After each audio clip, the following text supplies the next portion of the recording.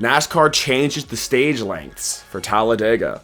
Daytona Preseason Thunder will return in 2027. And on top of that, the Clash also may eventually return to Daytona.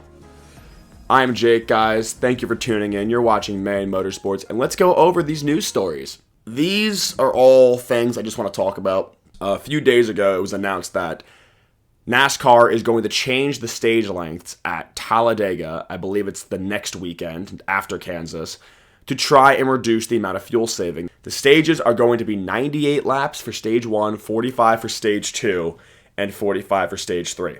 As we've seen the last few years in the next-gen car, a lot of stage 1 and stage 2 at Daytona and Talladega, especially stage 3, the field is 3 and 4 wide. It looks good on TV, but in reality, they're going like 30, 40, 50%, trying to save as much gas as possible. The second everyone's foot down to the gas, trying to go as hard as possible, it's 2x2 gridlock. Why does this happen? In an era where tire wear does not matter, and you're never going to be really taking tires on a green flag pit stop, it's all about how much gas you save. The more gas you save in a run, the less gas you have to put in the car. On top of that, since the cars are so equal today, and there's so much drag, and there's not enough power, trying to make a move on your own is literally impossible. You have to have a whole lane go with you, which is why you see this 2x2 gridlock towards the end of these races when they're actually going 100%.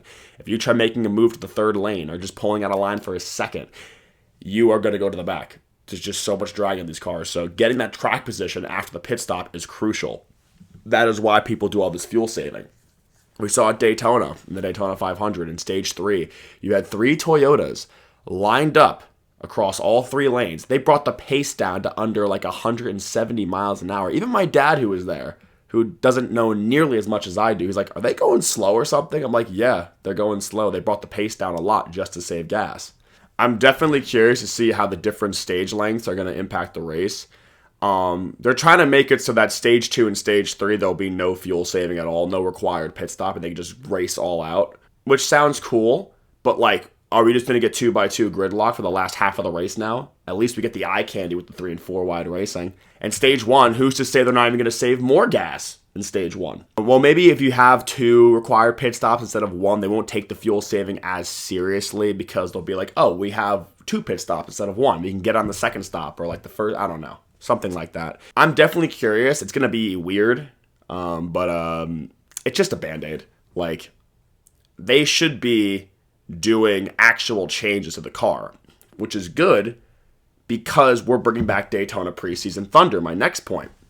This used to be a thing for several years where, like, in January, the drivers would just do testing laps around Daytona, like running matte black and gray paint schemes just to, like, figure out what the car was going to do.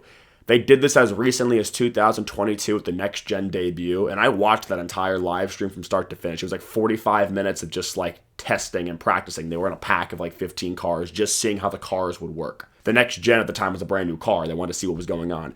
And before that, the last time they did this was 2013. It's like a tuning session.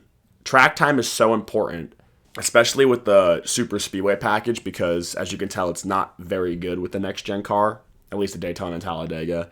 So I'm very happy they're bringing Daytona Preseason Thunder. It should never have gone away in the first place. It should be a thing every single year because every year they should be making changes to try and better the racing. It made sense they brought it back in 2022, brand new race car.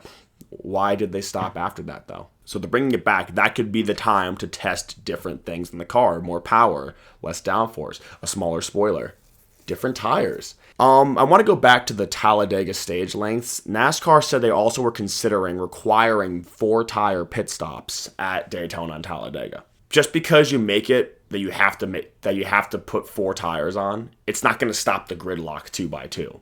If anything, it'll make it harder to break free of the gridlock 2x2. Because at least with the fresher tires, it'll be harder to like move a car out of line. I don't know, something like that. And then lastly, I want to touch up on the Clash. 2020 was the nail in the coffin for the Clash at Daytona.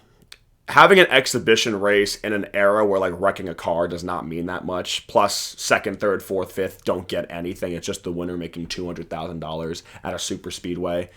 It finally got to the breaking point when the field just kept crashing over and over to the point there was like literally 6 cars running at the end of that race.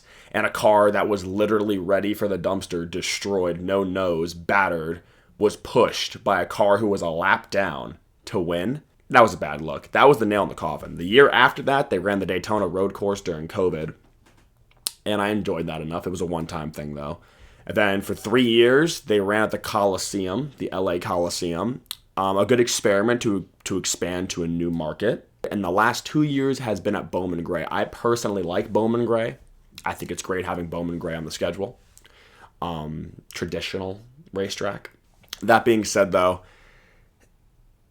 I would like it back at Daytona, only for nostalgia purposes.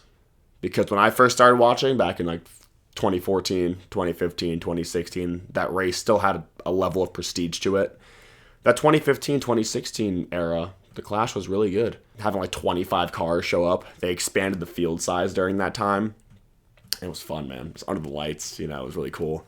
Then they went back to it being a day race with a smaller field. They had like more specific requirements to make it. And then around 2017, 2018, it just became like not very good. It was more of like a tuning session. People didn't really treat it like an actual race, single file like the entire 2018 race. 2019, though, that race was terrible. One of the worst clashes ever. The rain, Johnson taking out the field, literally like single file the entire time. Then 2020, the race that basically put a nail in the coffin. So in an era where NASCAR is more chaotic and competitive than ever, is it really a good idea to have an exhibition super speedway race in which handling does not matter? Drivers are just going to take every run they can get. It's going to be fun to watch, no doubt about it. The prestige, I just don't think will ever return to what it was if it went back to Daytona. A lot of this conversation and these recent news stories have been surrounding super speedway racing. I made a video on this a couple months ago now. There needs to be some tweaks, but I don't think like changing the stage lengths and mandatory 4-tire pit stops are going to ultimately change the racing. It's going to change the strategy, artificially create some interesting strategies to try and get around that fuel saving, but it's just going to all end up being the 2x2 gridlock because the cars themselves are the issue at the end of the day. The only thing I'll give the next-gen kart super speedways is that the leader is never safe. Like, by yourself or out front in the pack, you're going to always have competition behind you. People can pull out whenever they want. It's not like in the Gen 6 era when like you can just manipulate the air in the lanes and like stay up front for like 80 laps. That's not possible anymore. I know it's just gridlock, the guy behind you is always pushing you, but like still. That's the one thing I'll give the modern day super speedway package. Besides that though, I just think cut that spoiler in half, add like 30 to 50 horsepower. And I also think these wider tires like are one of the main reasons why they have so much grip. Plus they're going a little bit slower by themselves. It's like, it's easier. It makes drivers have to do the slam drafting. It makes the drivers have to stay in line. It's either you stay where you are or you go to the back of the field. So yeah, but I'm definitely intrigued to see how the Talladega stages are. I think having a 98 lap first stage. Or, hear me out, we just get rid of the stage cautions.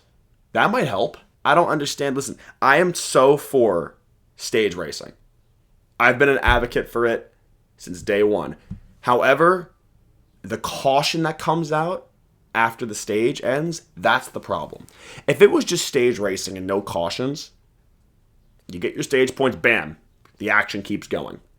Knowing you have a mandatory caution is why these pit stops happen with the fuel only and all this fuel saving, just to get enough fuel to make it to the end of the stage.